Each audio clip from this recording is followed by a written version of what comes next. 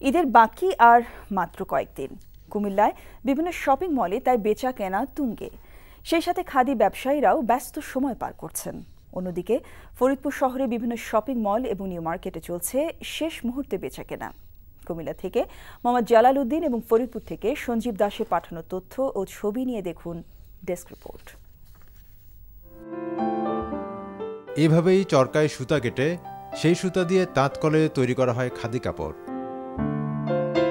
এরপর তা চলে যায় দোকানে। এবারের ঈদবাজারে ভালোভাবে প্রস্তুতি নিয়েই নেমেছেন কুমিল্লার খাদি ব্যবসায়ীরা। গরমে সুতির কাপড় আরামদায়ক বলে খাদির প্রতি ক্রেতাদের আগ্রহ একটু বেশি। কুমিল্লায় মনোহরপুরের খাদিপল্লীতে এবার যোগ হয়েছে খাদি মিউজিয়াম। নতুন এই মার্কেটে রয়েছে খাদি পণ্যের 52টি দোকান।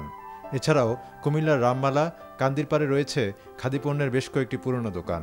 পুরুষদের পাঞ্জাবি, ফতুয়া, শার্ট ও মহিলাদের শাড়ি, থ্রি পিস, শিশুদের জন্য নানা রঙের পোশাক পাওয়া যায় এখানে।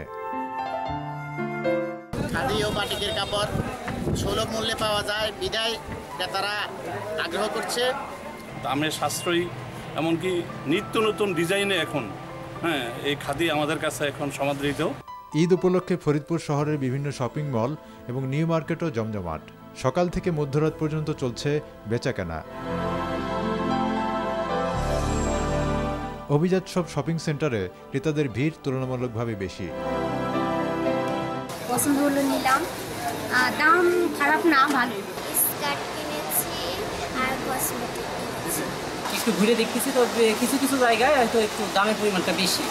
জেলায় এবার পোশাকের দাম কিছুটা বেশি হলেও নতুন জামাকাপড় কিনে ঈদের আনন্দ ভাগাভাগি করে নিতে চাইছেন বেশিরভাগ মানুষ। আহমেদ শরীফ, এনটিভি নিউজ ডেস্ক।